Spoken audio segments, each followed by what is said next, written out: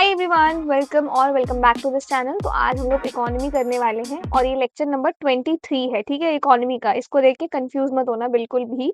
इससे पहले हम लोगों ने 22 लेक्चर्स इकोनॉमी के ऑलरेडी कवर कर लिए हैं। इन केस अगर आपने नहीं देखा है तो डिस्क्रिप्शन चेक कर लेना, आपको इकोनॉमी की प्लेलिस्ट का लिंक जो है वो मिल जाएगा। ठीक है, तो स्टार्ट करते हैं आज के सेशन के साथ। बट स्टार्ट करने से पहले आप में से काफी लोग हैं जब मेरे से बुक रिकमेंडेशंस पूछते हो दी कौन सी बुक हम लोग पढ़ें।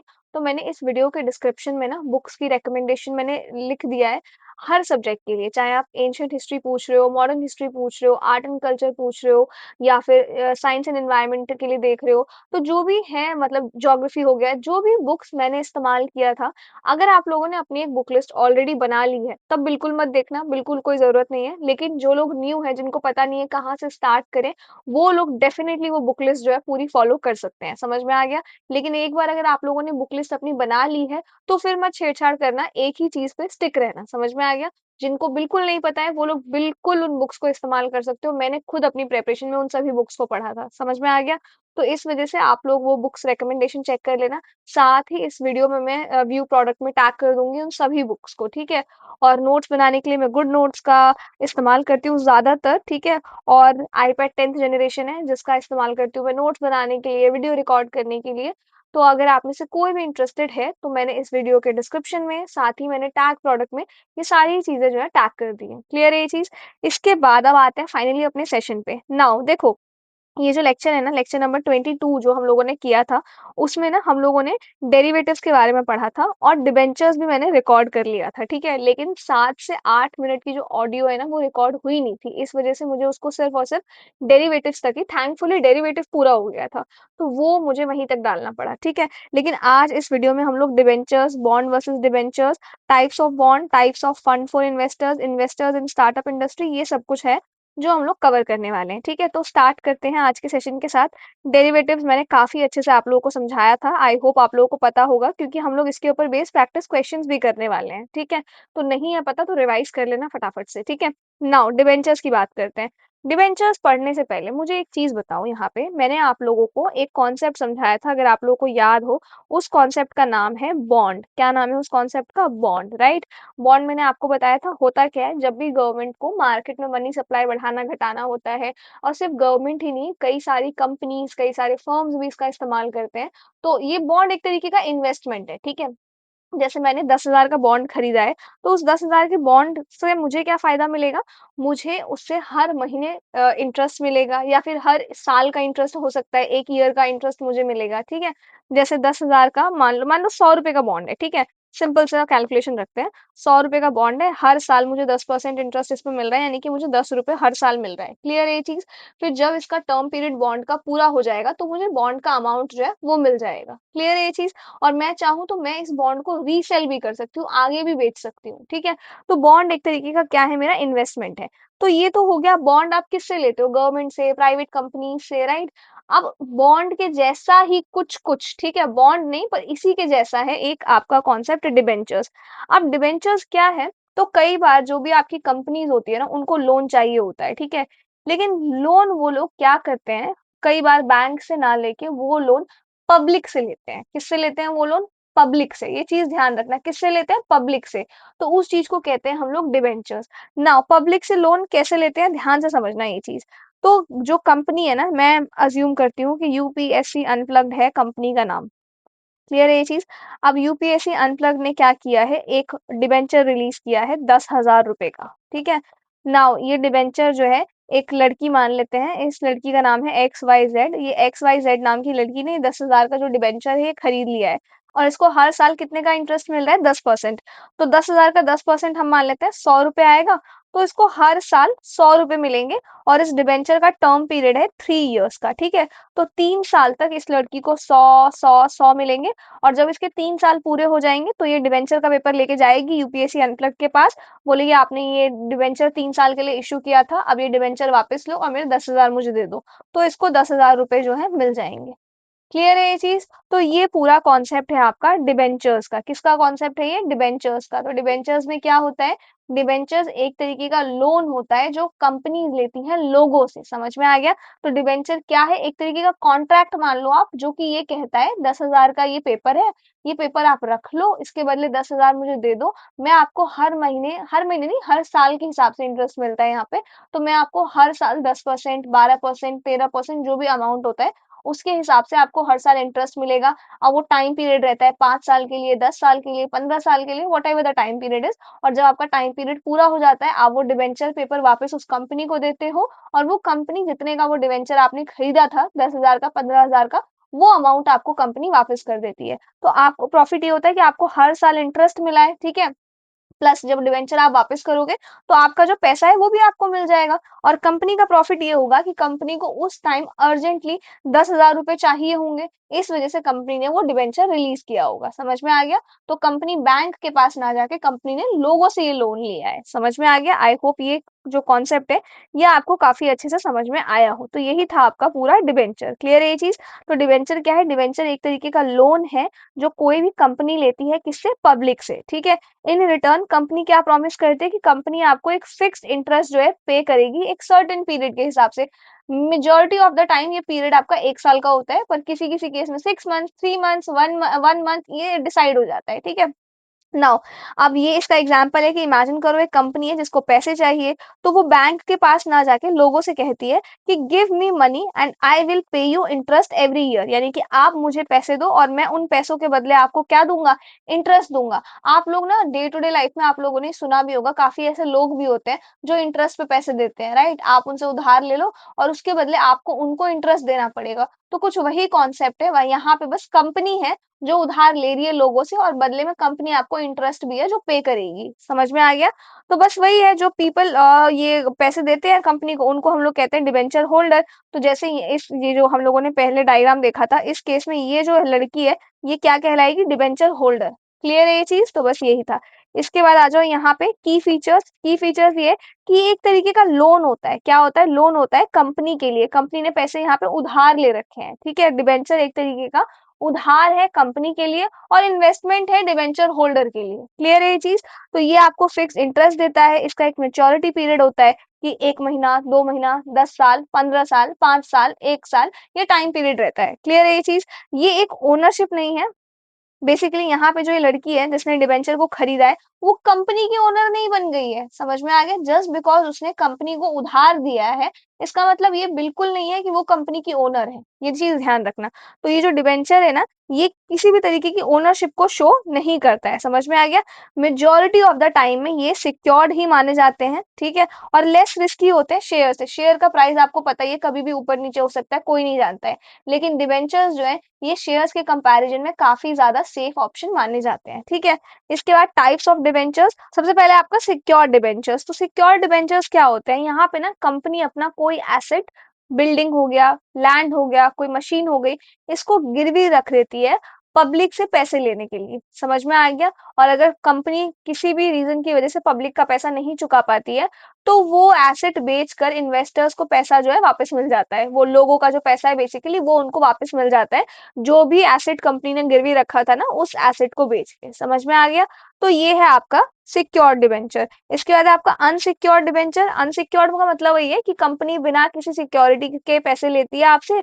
अगर कंपनी बैंकरप्ट हो जाती है तो फिर इन्वेस्टर्स यानी कि लोगों को पैसा मिलना थोड़ा सा मुश्किल कहलाता है। समझ में आ गया? इसके बाद आपका कन्वर्टेबल डिबेंचर्स। कन्वर्टेबल डिबेंचर्स क्या होते हैं?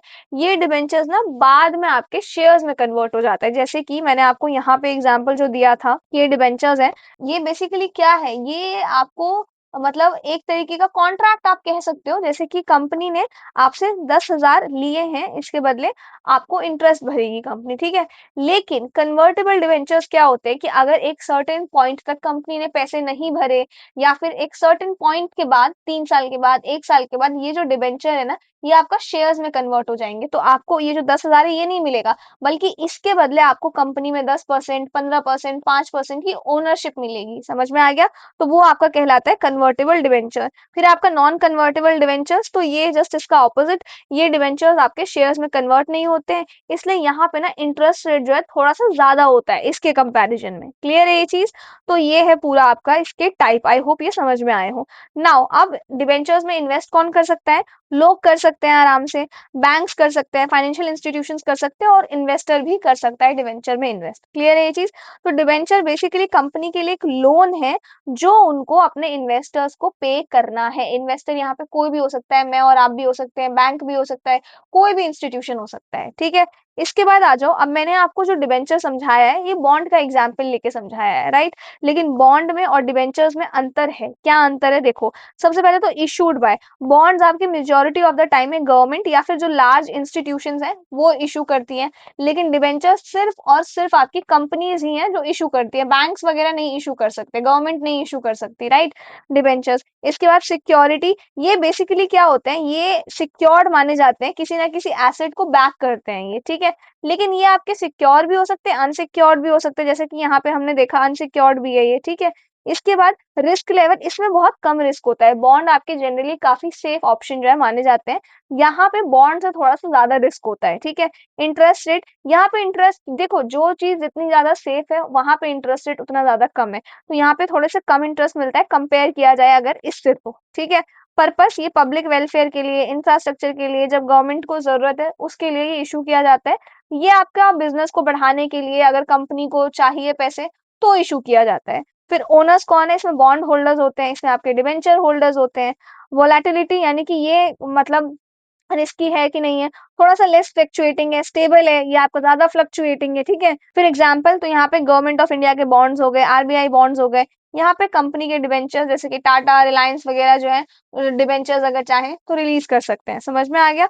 तो अब ये कहना बिल्कुल गलत नहीं होगा कि सारे डिबेंचर्स आपके एक तरीके के बॉन्ड होते हैं, लेकिन सारे बॉन्ड आपके डिबेंचर्स नहीं होते हैं। अगर ये नहीं अभी समझे, देखो मैं समझाती हूँ।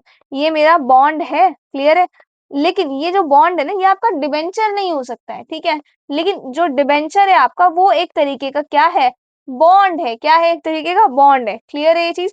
बॉन्ड डिबेंचर क्यों नहीं हो सकता है? क्योंकि आप मतलब जिसने बॉन्ड इशू किया है उसने लोन लेने के पर्पज से नहीं इशू किया है। समझ में आ गया? लेकिन ये लोन लेने के पर्पज से इशू तो हुआ है, लेकिन at the end of the day ये कॉन्ट्रैक्ट ही तो है, बॉन्ड एक कॉन्ट्रैक्ट ही तो है।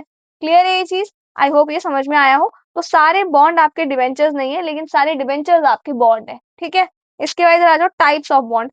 अब ये जो टॉपिक है ना, ये टॉपिक मुझे आपको बॉन्ड वाले लेक्चर में ही करवाना चाहिए था, बट वहां हमसे मिस हो गया, तो हम लोग यहाँ करेंगे। वहां भी हम लोगों ने किया था type of bond, fixed interest rate bond, zero coupon bonds, कुछ कुछ हमने किए थे, लेकिन यहाँ आपको काफी अच्छे से समझ में आएगा। सबसे पहला बेस्ड ऑन इशूअर। देखो, बॉन्ड भी जो है ना कई कैटेगरीज में डिवाइडेड है। सबसे पहला इशूअर, जो इशू करता है बॉन्ड, उसके बेसिस पे बॉन्ड को डिवाइड करते हैं हम लोग।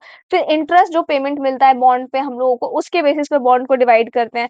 फिर बॉन्ड का जो मेच्योरिटी पीरियड रहता है, कितने साल के लिए है वो, उसके बेसिस पे आपका बॉन्ड डिवाइड होता है। देन सिक्योरिटी किस तरीके की है, उसके बेसिस पे होता है। देन कुछ ये आपके स्पेशल टाइप्स है, और यूपीएससी ना यही यूपीएससी का फेवरेट टॉपिक है, यहीं से क्वेश्चन बनते हैं, ठीक है? तो ये कुछ 5 तरीके के टाइप्स है बॉन्ड्स के जो हम लोग को कवर करने हैं। सबसे पहले बात करते हैं बेस्ड ऑन इशूअर, यानी कि इशू किसने किया है। तो अगर वो गवर्नमेंट बॉन्ड है, तो यानी कि वो सेंट्रल गवर्नमेंट या स्टेट गवर्नमेंट ने इशू किया है, तो इस कैटेगरी में हमारे पास जी सैक है, गवर्नमेंट सिक्योरिटी, मैंने आपको ये समझाया हुआ है। स्टेट डेवलपमेंट लोन्स, ये हो गया। कॉर्पोरेट बॉन्ड्स यानी कि कंपनी ने इशू किया है, जैसे टाटा, रिलायंस बॉन्ड्स वगैरह हो गए। फिर आपके पब्लिक सेक्टर बॉन्ड्स, यानी कि जो आपकी गवर्नमेंट कंपनीज है उन्होंने किया है, तो ये कुछ आपके एनटीपीसी, पीएफसी, आरएसी, ये कुछ टाइप्स हैं, ठीक है, बॉन्ड्स के। इसके बाद म्यूनिसिपल बॉन्ड्स, जो आपकी लोकल बॉडीज हैं वो इशू करती हैं ये बेसिकली आपके जो इंफ्रास्ट्रक्चर वगैरह है उनके डेवलपमेंट के लिए इनको किया जाता है इशू, ठीक है? नाउ, अब बॉन्ड पे आपको जो इंटरेस्ट मिलता है, ठीक है, उसके बेसिस पे इनको डिवाइड किया गया है। सबसे पहला आपका fixed rate bond. Fixed rate bond का मतलब क्या है? इस पे रेट डिसाइड हो गया है 10%, तो 10% ही आपको मिलेगा इंटरेस्ट, 12% 12% ही मिलेगा। दूसरा आपका फ्लोटिंग रेट, ये इंटरेस्ट रेट जो है यहाँ पे चेंज होता है, डिपेंड की मार्केट का क्या हाल है। मार्केट अगर बहुत ज्यादा आपका सेफ है, ऊपर जा रहा है, तो बॉन्ड इंटरेस्ट रेट आपको अच्छा खासा मिलेगा। मार्केट डूब रहा है तो इंटरेस्ट रेट आपको अच्छा खासा नहीं मिलेगा, ठीक है? फिर है यहाँ पे जीरो कूपन बॉन्ड, ये मैंने आपको समझाया था बॉन्ड वाले लेक्चर में कि यहाँ पे कोई इंटरेस्ट नहीं मिलता है, डिस्काउंट पे इसको इशू किया जाता है, और जो इसकी फेस वैल्यू है वो रीपे की जाती है, ठीक है? तो ये था, जैसे कि इसमें एग्जांपल है कि आपने 800 में बॉन्ड खरीदा है, लेकिन 1000 रुपए आपको मेच्योरिटी पूरी करने में मिल रही है बॉन्ड पे, 200 रुपए आपने प्रॉफिट कमाया है। क्लियर है ये चीज़? तो ये था आपका इंटरेस्ट रेट के बेसिस पे जो डिवीजन हुआ है बॉन्ड्स का। देन है मैच्योरिटी, यानी कि टाइम पीरियड के बेसिस पे। शॉर्ट टर्म बॉन्ड आपके 1 साल से कम वाले होते हैं। मीडियम मीडियम टर्म बॉन्ड आपके 1 से 5 साल वाले होते हैं। लॉन्ग टर्म बॉन्ड आपके मोर देन 5 इयर्स वाले होते हैं। क्लियर है ये चीज़? तो ये कुछ कैटेगरीज़ हैं आपकी बॉन्ड की। इसके बाद है बेस्ड ऑन सिक्योरिटी, तो 2 तरीके के बॉन्ड्स हैं आपके, सिक्योर्ड बॉन्ड्स और अनसिक्योर्ड बॉन्ड्स। सिक्योर बॉन्ड वो है जो किसी ना किसी एसेट को बैक करते हैं, समझ में आ गया? दूसरे हैं आपके अनसिक्योर्ड बॉन्ड, जहाँ पे कोई एसेट आपका बैक नहीं होता है, मतलब कि किसी एसेट को मद्देनजर रख के नहीं बॉन्ड वो किया गया है, समझ में आ गया? तो ये आपके रिस्कियर होते हैं। इसके बाद अब ये आपके लिए काफी ज्यादा इंपॉर्टेंट है, क्योंकि यहीं से यूपीएससी क्वेश्चन पूछता है, ठीक है? सबसे पहले है इन्फ्लेशन इंडेक्स बॉन्ड, इसको लेके 2-3 बार क्वेश्चन बन चुका है। तो इन्फ्लेशन इंडेक्स बॉन्ड जो है ना, ये आपका इन्फ्लेशन से प्रोटेक्ट करने के लिए इशू किया जाता है, समझ में आ गया? तो इसका जो इंटरेस्ट रेट है ना, वो कितना इन्फ्लेशन है हमारी मार्केट में, उसके बेसिस पे डिसाइड होता है, ठीक है? इसके बाद है आपका सोवरेन गोल्ड बॉन्ड्स, ये आपका गवर्नमेंट ऑफ इंडिया इशू करती है। गवर्नमेंट के बिहार पे आपका आरबीआई है जो इस बॉन्ड को इशू करता है। ये गोल्ड प्राइसेस से लिंक्ड होता है। कोई मतलब ऐसा नहीं है कि गोल्ड खरीदने जा रहे हो इसलिए वो बॉन्ड वो हो रहा है, नहीं, बल्कि इन बॉन्ड का जो रेट है ना, जो इंटरेस्ट रेट हो गया, जो इसका प्राइस हो गया, वो गोल्ड के प्राइस के कंपैरिजन में डिसाइड होता है। क्लियर है ये चीज? इसके बाद है आपके ग्रीन बॉन्ड्स, जैसे कोई एनवायरमेंटल फ्रेंडली कोई प्रोजेक्ट है, जैसे रिन्यूएबल एनर्जी को लेके है, या किसी ऐसी चीज को लेके जो एनवायरमेंट के फेवर में है, तो इसीलिए इस बॉन्ड को इशू किया जाता है। इसके बाद है आपके टैक्स फ्री बॉन्ड्स, तो ये जो बॉन्ड है ना आपके, इन पे जो भी आपको इंटरेस्ट मिलता है ना, उस इंटरेस्ट पे आपको टैक्स नहीं देना पड़ता है। क्लियर है ये चीज? इसके बाद आपके कन्वर्टेबल बॉन्ड्स, तो ये कन्वर्टेबल जैसे डिवेंचर्स थे ना, वैसे कन्वर्टेबल बॉन्ड्स है कि after a certain period of time in bonds को ना हम लोग कंपनी के शेयर्स में कन्वर्ट कर देंगे, ठीक है? देन आपके कॉलेबल बॉन्ड्स, कॉलेबल बॉन्ड का मतलब क्या है कि जिसने बॉन्ड इशू किया है ना, वो मेच्योरिटी पूरी करने से पहले वो अमाउंट जो है पूरा पे कर देगा। क्लियर है ये चीज? तो ये चीज है। फिर इसके बाद है आपके पुटेबल बॉन्ड्स, यहाँ पे जो इन्वेस्टर है ना, जैसे मैंने इन्वेस्ट किया है बॉन्ड में, तो मैं बोल सकती हूँ कि भैया आपका मेच्योरिटी पीरियड 5 साल का है, मुझे उससे पहले पैसे चाहिए थे, प्लीज मुझे दे दो, ठीक है? तो ये है, या ये इसका इसका जो है ना कॉलेबल वाले का जस्ट उल्टा है, ठीक है? फिर इसके बाद मसाला बॉन्ड, मैंने आपको बताया था कि इंडियन रुपी डिनोमिनेटेड बॉन्ड होते हैं जो फॉरेन मार्केट में इशू किए जाते हैं, ठीक है? फिर आपका सामुराई बॉन्ड्स, ये जो है ना इंडियन एंटिटीज इशू करती है जापान में, ये आपके येन जापान की करेंसी में ही इशू किए जाते हैं, ठीक है? फिर आपके ब्लू बॉन्ड्स, ये जो भी हमारे मतलब वाटर रिलेटेड जो प्रोजेक्ट होते हैं ना, मरीन प्रोजेक्ट हो गए या ओशन रिलेटेड जो प्रोजेक्ट होते हैं, उसके लिए ब्लू बॉन्ड्स को इशू किया जाता है। क्लियर है ये चीज? तो ये थे आपके बॉन्ड के टाइप, इनमें से ही क्वेश्चन बनेगा, अगर बॉन्ड से कोई क्वेश्चन आएगा तो इन्हीं में से आएगा, समझ में आ गया? इसके बाद आ जाओ, इसके बाद है आपका types of funds for investors. अब ये क्या है मैं आपको समझाती हूँ। देखो, होता क्या है, इन्वेस्टर्स जैसे कि मैं किसी बिजनेस में इन्वेस्ट करती हूँ, ठीक है, या कोई भी इन्वेस्ट करता है, तो वो जो फंड आता है ना, पैसा, वो भी अलग अलग तरीके का आता है। जैसे कि सबसे पहला बात करते हैं म्यूचुअल फंड का।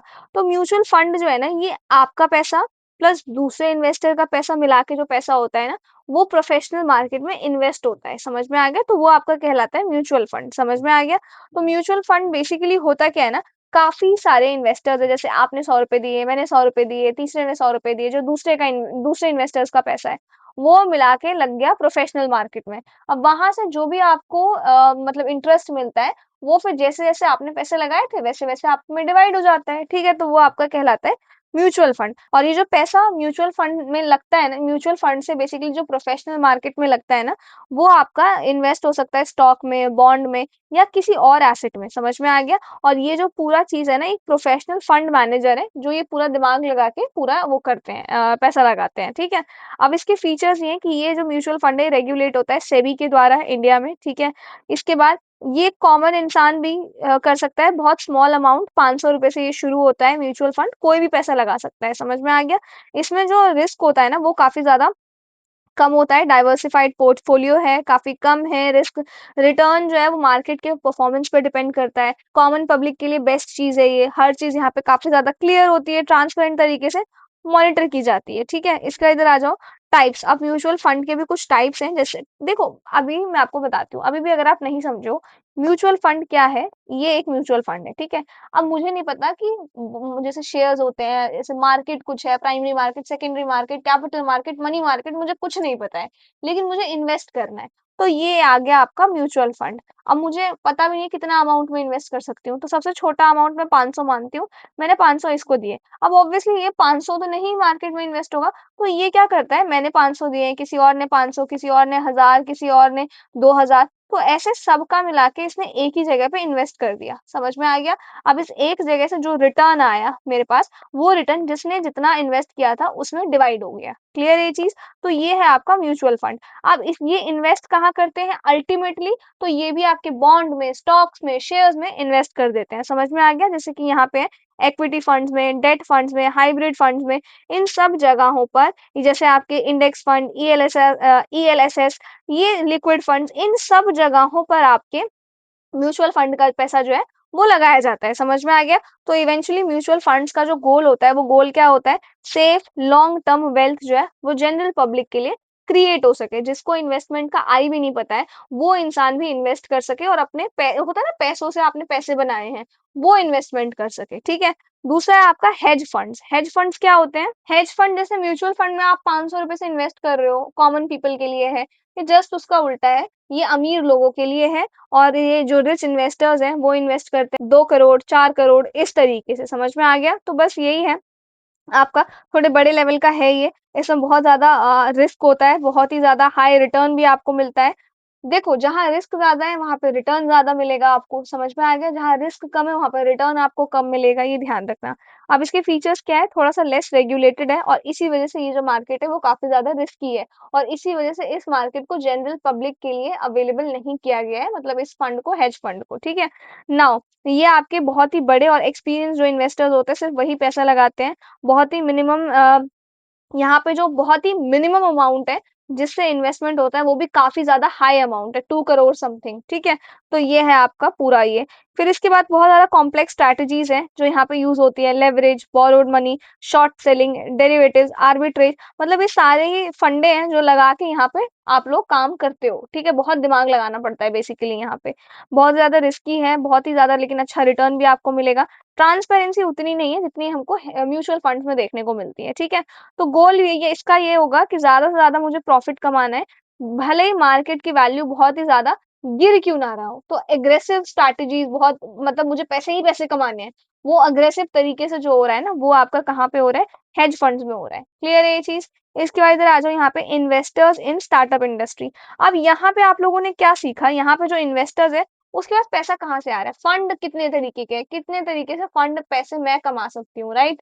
लेकिन यहाँ पे क्या है, इन्वेस्टर्स इन स्टार्टअप इंडस्ट्री, मतलब कि अगर आप लोगों ने शार्क टैंक देखा है तो आपको समझ में आएगा। जैसे कि मेरी कंपनी है जैसे 100% की, मैं 4% कंपनी बेचना चाह रही हूँ। अब मेरी कंपनी की वैल्यूएशन है 100 रुपए। समझ में आ गया? तो 4% की वैल्यूएशन कितनी हो जाएगी, 4 रुपए हो जाएगी। तो अब ये 4 रुपए मेरी कंपनी खरीदेगा कौन, वो इन्वेस्टर कौन होगा, कहाँ मुझे जाना होगा, और तो उन इन्वेस्टर्स को बोलते क्या है, वो चीज है बेसिकली। ठीक है। तो सबसे पहले आते हैं आपके एंजल इन्वेस्टर्स। तो एंजल इन्वेस्टर्स ना आपके रिच इंडिविजुअल, जैसे कि मैं इंडिविजुअल हूँ, आप इंडिविजुअल हो, रिच इंडिविजुअल्स होते हैं। ये अपना पर्सनल जो पैसा होता है ना वो स्टार्टअप्स में लगाते हैं। ठीक है। तो आप जैसे स्टार्टअप, जो कोई भी स्टार्टअप होता है ना, उनका जो अर्ली स्टेज होता है, जैसे कि मैंने आपको ऊपर ये 4% वाला जो ये एग्जाम्पल दिया ना, ये लोग पहले एंजल इन्वेस्टर्स के पास ही जाते हैं। ठीक है।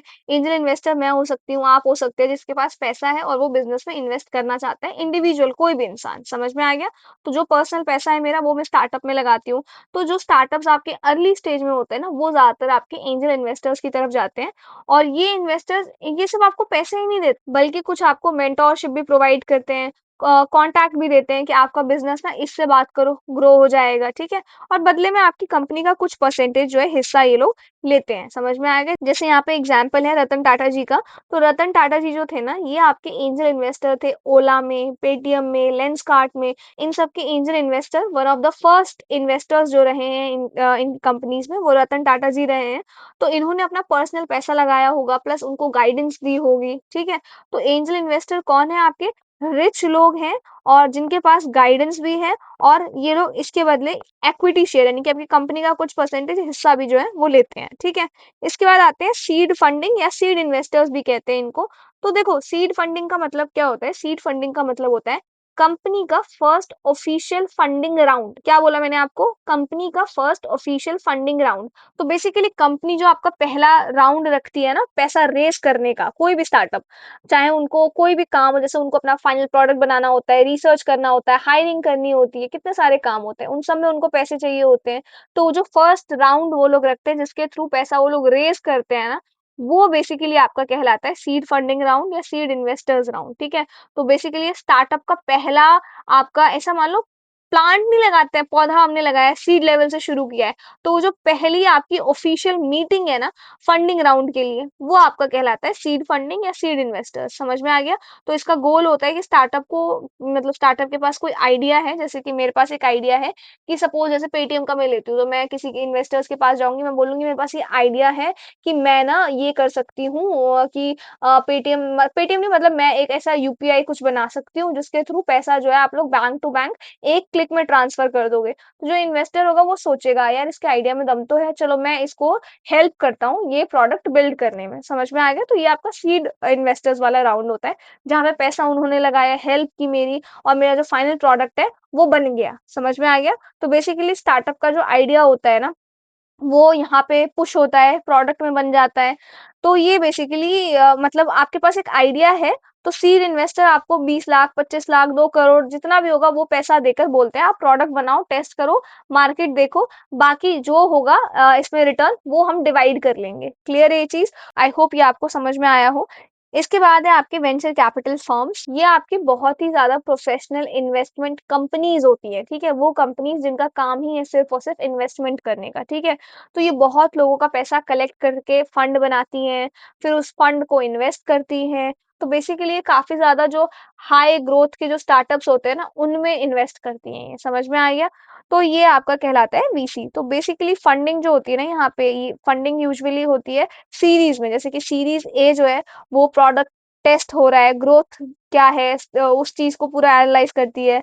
सीरीज बी आपका स्केलिंग कितना है, फिर series C D E F expansion कितना है, ग्लोबली कितना एक्सपैंड कर रहे हैं। तो ये आपका होता है, ठीक है। तो बेसिकली जो वीसीज होते हैं ना, ये क्या चाहते हैं, ये चाहते हैं कि 5 से 10 साल में आपकी जो कंपनी है ना वो 10x 50x ऐसे ग्रो करे। समझ में आ गया। इसका रिटर्न प्रोवाइड करे, इतना 10x का रिटर्न, 50x का रिटर्न। और कंपनी के जो डिसीजंस होते हैं ना उनमें ये एक्टिवली रोल प्ले करते हैं। जो बोर्ड मीटिंग होती है, हायरिंग किसकी होगी, ग्रोथ कैसे प्लान होगा, ये सारा कुछ। समझ में आ गया। तो जो बड़े लेवल के जो स्टार्टअप्स होते हैं ना, वो बेसिकली वेंचर कैपिटलिस्ट के पास जाते हैं और उनसे पैसे लेते हैं, उनसे फंडिंग लेते हैं। समझ में आ गया। तो ये बहुत ही बड़ा अमाउंट फंड करते हैं। प्लस आपके जो डिसीजन मेकिंग जो चीजें होती हैं कंपनी में, उनमें भी थोड़ा सा ये पावर रखते हैं, क्योंकि आपकी कंपनी का एक बड़ा हिस्सा ये लेते हैं, ठीक है। और बहुत सारा पैसा इन्वेस्ट करते हैं इस वजह से। इसके बाद इधर आ जाओ आपका, अब हम लोगों ने जो भी पढ़ा इंक्लूडिंग आपका डेरिवेटिव्स वाला, ठीक है, उन सब के ऊपर फटाफट से क्वेश्चंस हैं जिनकी प्रैक्टिस कर लेते हैं हम लोग।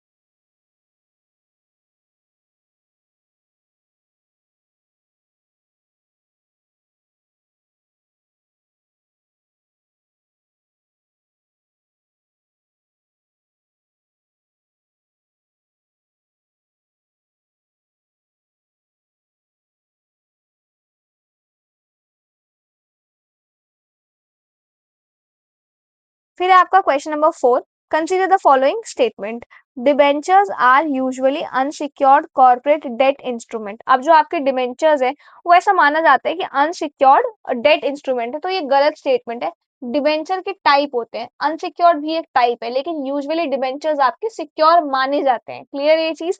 तो ऑप्शन नंबर ए जो है, ये फर्स्ट पार्ट जो है ये गलत है, ठीक है। दूसरा क्या है, bonds are always secured by collateral. देखो अब ये जो स्टेटमेंट है ध्यान से सुनना, बॉन्ड सिक्योर होते हैं 100% कोलेटरल के साथ, और बॉन्ड्स आपके अनसिक्योर्ड भी होते हैं। समझ में आ गया? गवर्नमेंट बॉन्ड्स जो होते हैं ना वो मोस्टली आपके अनसिक्योर्ड होते हैं, गवर्नमेंट बस आपको गारंटी दे रही है, उसके बदले कोई कोलेटरल आपको नहीं दे रही है। सिक्योर्ड कब कहलाती है कोई चीज, जब उसके बदले मुझे कोई कोलेटरल मिल रहा है, राइट? तो इसके गवर्नमेंट बॉन्ड के बदले कोई कोलेटरल नहीं होता है, तो वो यूजुअली आपके अनसिक्योर्ड नेचर की कैटेगरी में आते हैं, ठीक है। तो इस वजह से दोनों ही स्टेटमेंट आपके गलत हो जाएंगे, तो D is the right answer.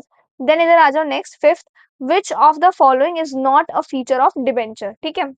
Now they may offer a fix rate of interest, ठीक है। They represent ownership in the company, ठीक है। They are form of long term debt, ठीक है। दे कैन बी कन्वर्टेबल और non convertible. अब इसमें से एक वो चीज है जो डिवेंचर का फीचर जो है वो नहीं है। समझ में आ गया? अब आप एक चीज बताओ, फिक्स रेट इंटरेस्ट तो देता है डिवेंचर, कन्वर्टेबल नॉन कन्वर्टेबल भी होता है डिवेंचर, लॉन्ग टर्म डेट है, ठीक है, लेकिन डिबेंचर आपको किसी भी तरीके की ओनरशिप नहीं देता है कंपनी में, ये मैंने आपको बताया था। तो B is the right answer, ठीक है।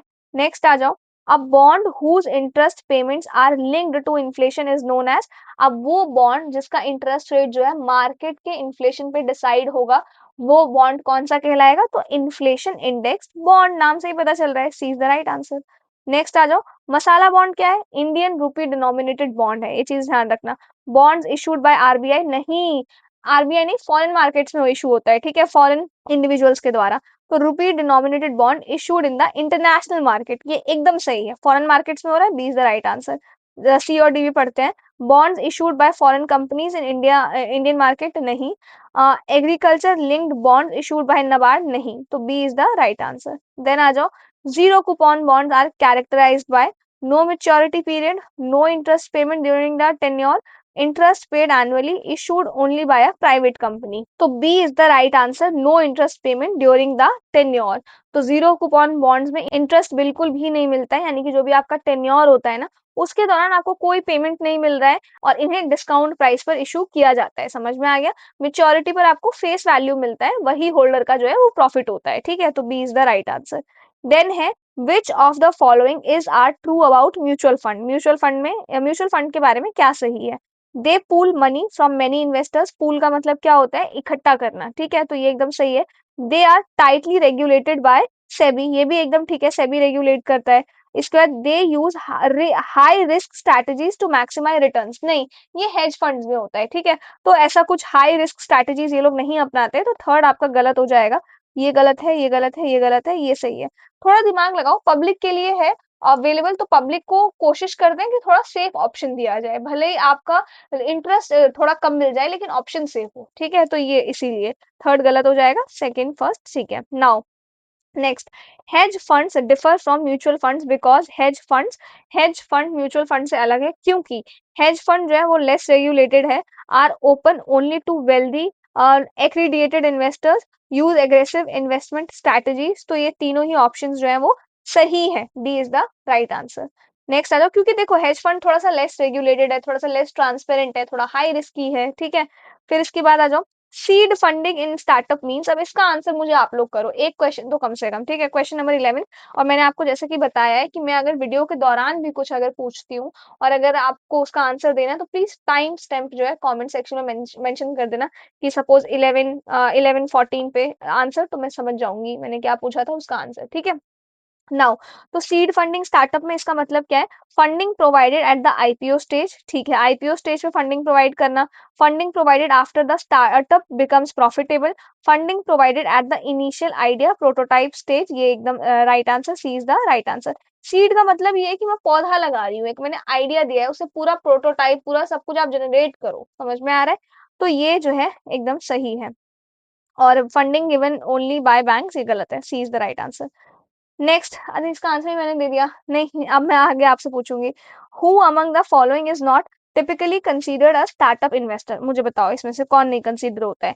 Angel investor, venture capitalist, private equity funds और कोऑपरेटिव सोसाइटीज। ठीक है, तो मुझे इसका आंसर थोड़ा सा आप लोग देना, दिस इज थोड़ा सा डिफिकल्ट, तो 12th, ठीक है, 12th का आंसर देना मुझे कमेंट सेक्शन में। Now angel investors are best described as, angel investors कैसे डिस्क्राइब होते हैं? Large institutional investors funding late stage startup, नहीं, गलत। Wealthy individuals who invest their own money in the early stage of startups, एकदम ठीक है, ये जो वेल्दी इंडिविजुअल्स हैं वो पैसा लगाते हैं, ठीक है, C B is the right answer. Government agencies that provide grants, गलत। Foreign institutional investors in stock market, ये भी गलत, ठीक है। Next, in startup funding series A funding refers to, series A जो मैंने आपको वीसी वाला बताया था वो, तो first large institutional funding round after seed capital, ठीक है। Bootstrapping done by founders, नहीं, बूट स्ट्रैपिंग का मतलब होता है खुद से, जैसे मेरी कंपनी है तो मैंने खुद ही से सारे पैसे लगाए हैं, समझ में आ गया, तो वो बूट स्ट्रैप होता है, मैंने किसी की हेल्प नहीं ली है, ठीक है। Now debt funding by banks, ये भी गलत है। Fund raising through public issue of shares, ये भी गलत है। तो सीरीज ए फंडिंग का मतलब क्या है? पहला लार्ज मैंने मतलब जो प्रोफेशनल इन्वेस्टमेंट कंपनीज हैं जो लार्ज स्केल पे इन्वेस्ट करती हैं, उनसे मैंने पहली बार फंडिंग एक्सेप्ट की है, समझ में आ गया। सीड राउंड के बाद, ऑब्वियसली सीड तो स्टार्टिंग राउंड है उसके बाद, तो A is the right answer. Next and last question, इसका आंसर मुझे आप लोग करना। तो एक मैंने आई थिंक आपसे कौन सा पूछा है, 12th या 13th, आई थिंक 12th पूछा है मैंने आपसे। 12th वाला बताना मुझे एंड 15th वाला, ठीक है, कमेंट सेक्शन में। तो क्या है ये? Which of the following are derivatives instruments commonly used for hedging, ठीक है। Future, option, swap, equity, shares, बताना मुझे इसका आंसर, ठीक है। तो question number 12th and 15th का आंसर आप लोगों को मुझे कमेंट सेक्शन में प्रोवाइड करना है। एंड ट्रस्ट मी, मैं एक चीज आपको बताती हूँ, हाँ, पहले एक चीज, अगर ये नोट्स अगर आपको परचेज करने हैं तो डिस्क्रिप्शन में आपको इनको परचेज करने का लिंक जो है मिल जाएगा, ठीक है। और मैं बहुत ज़्यादा एक्साइटेड हूँ क्योंकि इकोनॉमी की सीरीज हमारी खत्म होने वाली है, मतलब लेक्चर्स वगैरह, इसके बाद हम लोग क्वेश्चंस करेंगे। मैं मतलब बता भी नहीं सकती मैं कितनी ज़्यादा एक्साइटेड हूँ उन क्वेश्चंस को कराने के लिए, क्योंकि मैंने बहुत ही मतलब मेहनत से उन 100 क्वेश्चंस को प्रिपेयर किया है, फिर उनके आंसर्स अभी भी मैं प्रिपेयर कर ही रही हूँ, ठीक है। तो मैं बहुत एक्साइटेड हूँ, मैं चाहती हूँ आप में से जितने भी लोग ये सीरीज फॉलो कर रहे हैं उनको इकोनॉमी रिलेटेड ना प्री में कोई डाउट आए ना मेंस में कोई डाउट आए। अगर आप लोग किसी कोचिंग में पढ़ भी रहे हो तो मैं ये चाहती हूँ कि लिटरली मैं ये चाहती हूँ कि आप बोलो कि ये जो पूरी सीरीज रही है काफी ज्यादा आपके लिए हेल्पफुल रही है, कोचिंग से भी ज्यादा, ऑनेस्टली मैं बता रही हूँ ये चीज। तो ये मेरी पूरी इच्छा है, अब देखते हैं कैसा रहता है। आई होप ये सेशन आपको पसंद आया हो, कोई डाउट है then do let me know in the comment section and I will see you in the next video.